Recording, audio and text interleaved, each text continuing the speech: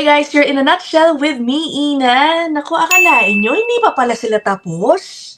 Yan ang unang pumasok sa isip ko, no?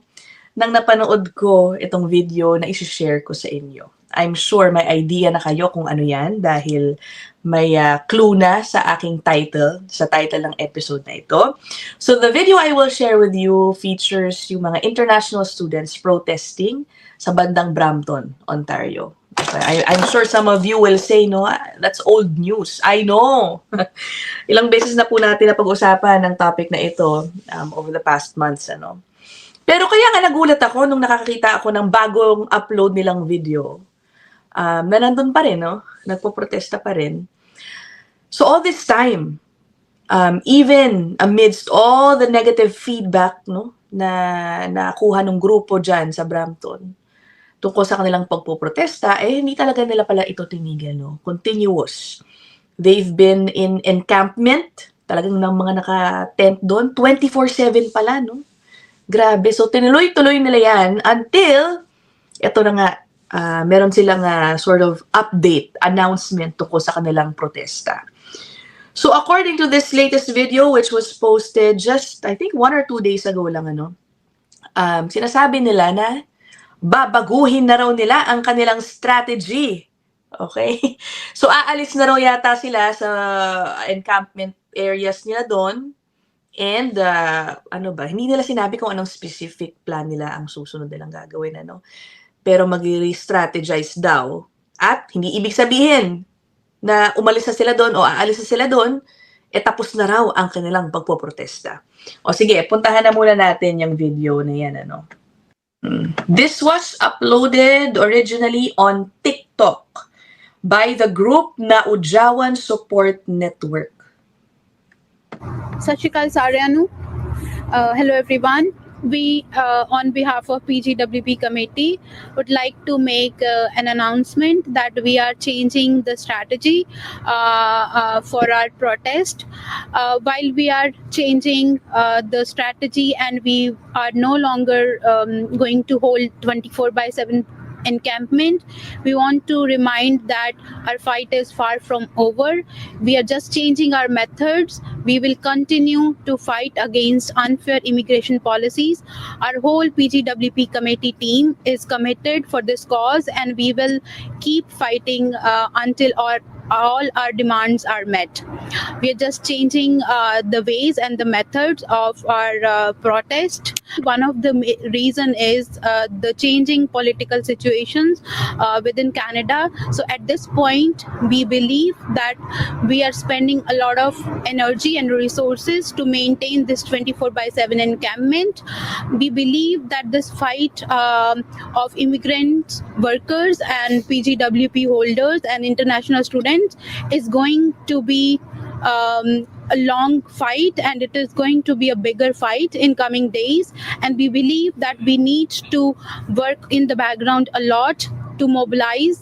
So that is why we think that we should no longer be holding this 24/7 encampment. Stay tuned.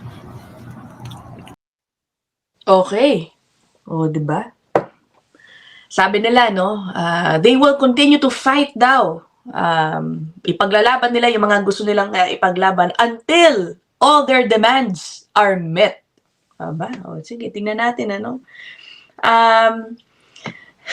Ang isa sa tanong ko dyan, ano, honestly, I do not know what they have, ano na ba ang na-achieve nila since they started camping out there. Nagkaroon na po ba ng government policy that somewhat that have made them feel na itong kanilang paraan ng pag-express ng grievances tungkol sa polisiya sa International Student Program, that made them feel that what they're doing is right, na effective yung kanilang pagpoprotesta? Please let me know, sa totoo lang, because honestly, I think with all of the policy changes announced over the past few months, parang wala no? Parang wala. Correct me if I'm wrong, guys, ha? Ngayon, isa pa sa binanggit nila, no? Mukhang naramdaman na nila ang gastos. Okay, totoo nga naman, ano? If they've been camped out there for more than 100 days, magastos yan. Hindi lang sa, pera, sa oras. Hindi biro nga naman mag-camp out dun, ano. Isa sa hula ko din, dahil medyo malamig na, mahirap nga naman talaga mag-stay put pa sa kanilang area. Ngayon, they will re-strategize, they will venture into new methods daw to protest. Oh, sige, abangan natin kung ano yan, ano. Naku po, ewan ko lang, paano na naman i-receive ng mga tao dito sa Canada ang kanilang pagpoprotestang ganyan. Now, speaking of resources, so pinuntahan ko ngayon tong account nung Naudyawan Support Network. Ano. On Instagram, papakita ko sa inyo.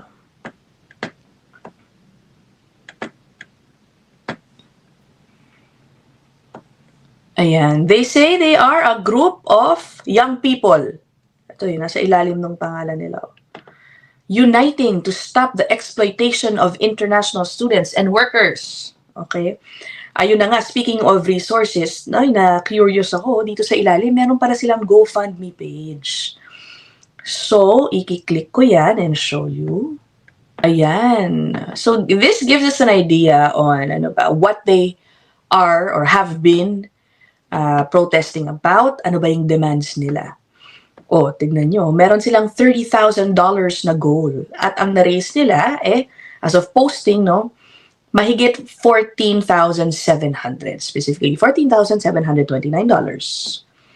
Okay, tignan natin yung demands daw nila. Sabi kasi nila they will not stop until all their demands are met. Ito yung demands nila. We are calling for... Hindi ko ma-highlight. Ano ba to? Ayan. Fair and transparent immigration pathways. Extension of work permits for PGWP holders, either expired, gusto nila extend yung mga expired, or expiring in 2024 and 2025. They also want an end to Lamia exploitation. Tapos, finally, gusto nila ng 5 years open work permits for international students to give us a real chance at success. Yun ang sabi nila.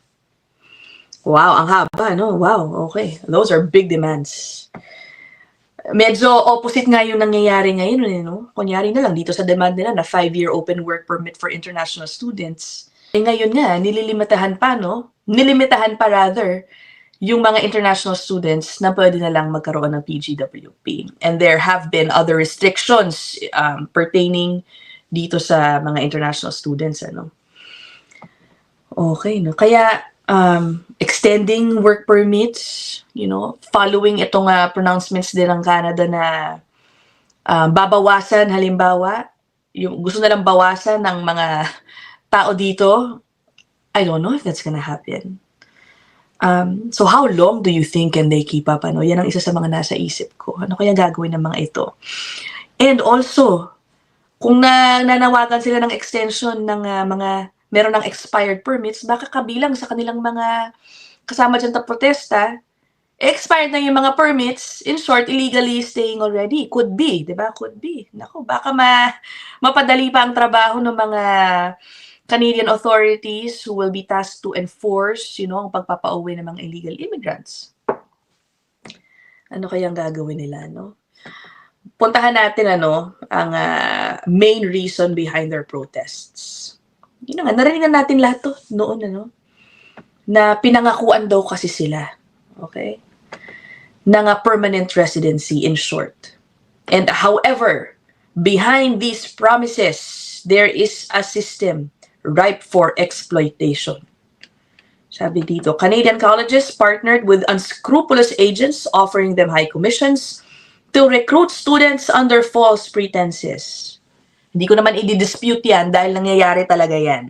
Okay? At dapat parusahan ng gobyerno ng Canada yung mga colleges na yan. And of course, all these unscrupulous agents na sinasabi nila, which I believe, ngayon na lang, too late na, pero ina-action na ng Canada. Again, it does not deny the fact na talagang nangyari din naman ito, no? Kawawa din naman itong mga international students na nabiktima ng mga yan. Tapos, ito rin, sabi nila, students were funneled into low-quality courses like tourism and business with promises of good jobs and pathways to permanent residency, promises that have largely gone unfulfilled. tama din naman sila, may point din. Talagang nangyayari po yan. Ano? Sad. But the bigger question is, again, ano ba ang responsibilidad ng gobyerno tungkol dyan? Immigration Minister Mark Miller, no, in a previous press conference, also admitted naman that they could have done something sooner, that they could have acted sooner tungkol sa mga fraud and other complaints, not just dito po sa International Student Pathway, kundi pati sa Temporary Foreign Workers Program. Pero ayun just focusing dito sa idea ng pagpoprotesta, hindi ko alam I'm just really curious how long these students are willing to carry out their protests. Una sa lahat, nagtataka ako bakit nila sinatsaga ito. Kung sa pananaw ko, wala silang napala since they started this last August. Kayo, what do you guys think? Meron pa ako napanood na video about them Sinasabi na kahit nagpo-protesta daw yung mga nandoon, they are still carrying out their jobs. Nagkatrabaho pa rin daw. So, trabaho, protest. Para lang maserbisyohan yung mga pangangailangan daw ng mga Canadians. Nako po, paano na yung mga school ninyo, pagpapasok ninyo? Isa yan sa mga binabati ko sa ilang mga international students, Ilang mga international students. Hindi nga nagsisipasukan, kaya nagagalit yung ilan na ginamit nyo lang paraan yung international student program para makarating sa Canada. Dahil dyan sa ginagawa ninyo, paulit-ulit kong sinasabi, pati yung mga bababait na international students, damay-damay na. Diba? Para akong sirang plaka dito tungkol sa issue to. Anyway, this is just a short vlog. Let me know what you guys think about this protest na, mukhang itutuloy pa rin, Masyado na rin kasing malamig sa totoo lang to be out there protesting. So now, they will re-strategize. Abangan natin kung ano yan. Okay, so that's it for this episode. Please leave your comments as usual down below.